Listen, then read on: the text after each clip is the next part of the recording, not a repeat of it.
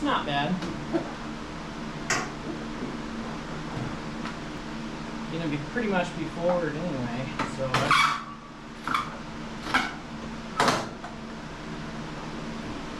Oh, that's nice. That's really nice. I can already tell looking at the garage door, this is gonna go under it, no problem. Now I'm probably still gonna put some sort of support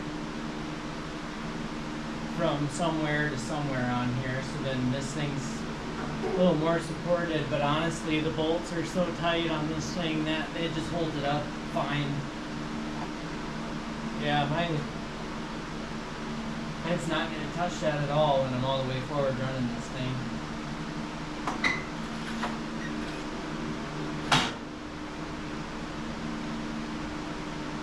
But if I sneeze or something, probably whack my head on that, that won't feel good.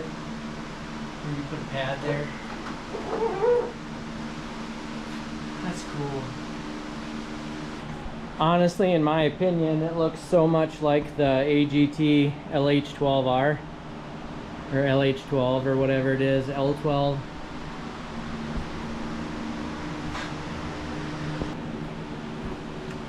Just like I said when I was in the planning phase, I wanted this bar to be out of the way so it's not obstructing the muffler or the air cleaner or anything. Obviously the seat, back of the seat here is actually past, almost past those bars. So it's a good thing I made this wide enough so then there'd be no obstruction with the seat. You can open that up, pretty much full access to the engine and everything else. Really no different than the original bars that were on it.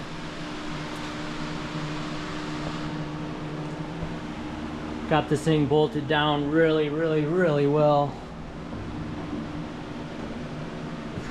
It's very strong compared to the crap that was on it before. And of course, you know, putting everything off the back like this and using, you know, slightly heavier steel than what was on it, it's gonna add some sort of counterweight to the back. Probably not a lot, but it's still something. And then, like I said, I'm gonna cut something to add support to this. Even if it's just a bar going from here to right there, it may not seem like much, but that adds a lot of strength to this instead of just kind of hanging free right where it's at. So anything helps. I just don't want to have a bar so low that when I get on it I hit my head on it. So even something really small would help a lot.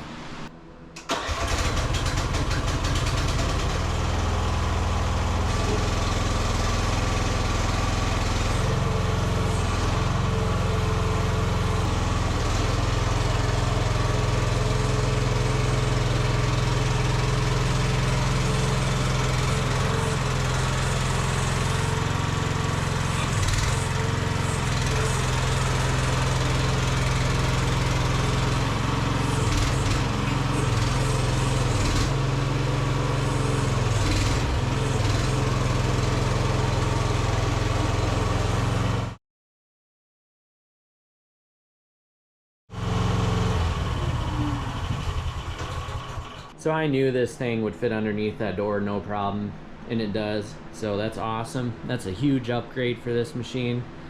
It is a common problem. I see a lot of people having issues with that. They want to store their machine indoors, but then they can never get their machine in because of the canopy being so high.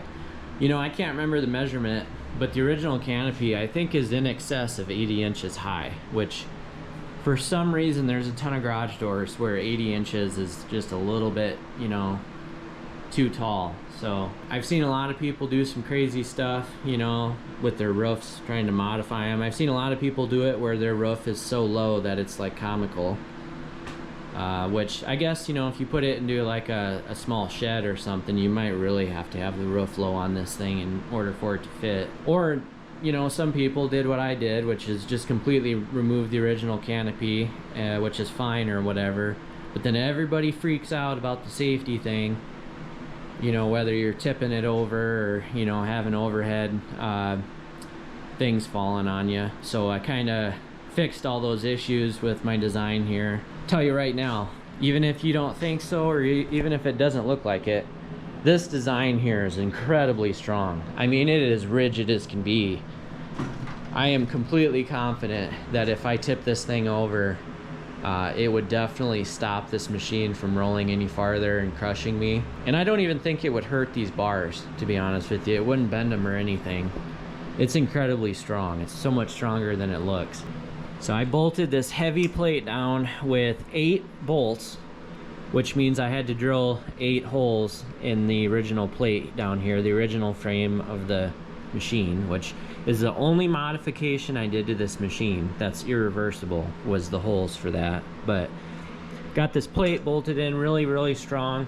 Got 3 large bolts holding the bottom part of this design, and then I got 8 of these bolts holding this plate at the kind of the mid-height range of this setup. And that, I think, is kind of that's what really makes it strong. And it might look like these bolts are like fastened down to sheet metal right now, but underneath, I know it's probably hard to see, but underneath there's an angle iron frame, and there's some gussets here and some plate steel, and that is what these bolts are going down to. So the whole thing right here, the frame that goes underneath the seat, and then this roll bar design is all integral. It's all pretty much one main piece. So I have 6 heavy pieces of steel on each side, and then there's cross supports kind of holding this whole frame rigid. And it is strong. It's extremely strong. And it's a good thing I added these little gussets here. That really strengthened up those points where I welded. Same thing up here. Added this 45-degree round stock, welded one end to the top, and then the bottom part here, I wanted pretty much this whole design to be, you know, able to be disassembled. And so that's why I kind of welded this little piece of plate here, drilled a hole in it, and that's what the bolt goes through. So I can remove the top part if need be, and then leave the back part. And there's a cross member, so if I do take the roof and the roof frame off, I still have this cross member on here. So it's not like if you remove the roof, you just have 2 pieces of square tubing that are going up into no man's land and they're separated, you know. They're connected right here, so they will remain strong even with the roof taken off of this thing. Didn't have to alter, like I said, other than drilling the holes down there, I didn't have to alter anything else. I used the existing holes in that canopy. Like I've said, with everything I've done to this machine, including my custom floor, I have all the original pieces for this thing, and if I want to, I can put everything back together on this machine so it looks like the day that I got it. I still have the original bars for the roof. I have the original floor pieces. I have all the sheet metal for the back here. I have everything, so I could put it all back together and it would look stock again if need be. As far as my design goes, I didn't like write it up and then do it. I kind of just went, I thought about it. I came up with my design as I was building it, which is kind of common for me. That's how I build a lot of things, including this floor. But the reason that I did this the way that I did is because I didn't want this square tubing to be right here, because I could have easily just used these existing holes for the old bars and I could have just went from there straight up. But the problem with that is when you're sitting on the seat, your elbows, your shoulders, and your arms whack that. So I didn't want this right here. I wanted it back far enough that I can stick both of my arms out and not hit anything. And so in order to do that, I kind of had to extend the, you know, part of the frame here. So I just used this leftover piece of 5/16 or 3/8 steel or whatever. So that gives me a mounting spot farther back, so this thing can be plumb but also nice and secure. And then of course the width that I chose, I did that so then I would have no problems with the seat coming back. I didn't want the seat hitting anything. I put this cross member in at a height where it wouldn't obstruct the engine or the seat. So I can still push this forward, add gas, inspect it, whatever. Another thing with the plate too is that I could have easily cut this plate right here and just cut this extra 4 inches off. But the reason I left it on here, even though it's dangerous, because I keep walking by this thing, and if you hit your leg on it hard enough, it'll cut you. It's sharp. But the reason I left this extra 4 inches on the back is because I have a future design for a counterweight back here. And so I wanted to keep that for that. Once I have my counterweight design built, then this won't be a danger anymore because things will be covering the sharp corners on it. So, but that's why I left that, so I know it looks weird. And then this whole frame, you know, gives you a ton of room to modify and customize and add stuff. Like, I can put switches up here, electrical switches. I can put fans for my face. I can put work lights. I can hang them off of this.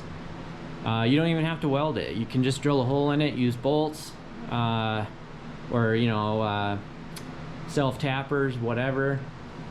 The back part here, I can hang tools. I can put a toolbox on here, a counterweight. Whatever I want to do, I can do it. So this design kind of gives you a lot more real estate to work with as far as customizing. And if you watch my channel, you know I like to customize everything. So, but anyways, if anyone has any questions, you know, let me know. I'd love to share my measurements and anything else anybody would want to know about this. And if you haven't already, please subscribe. And thank you so much for watching.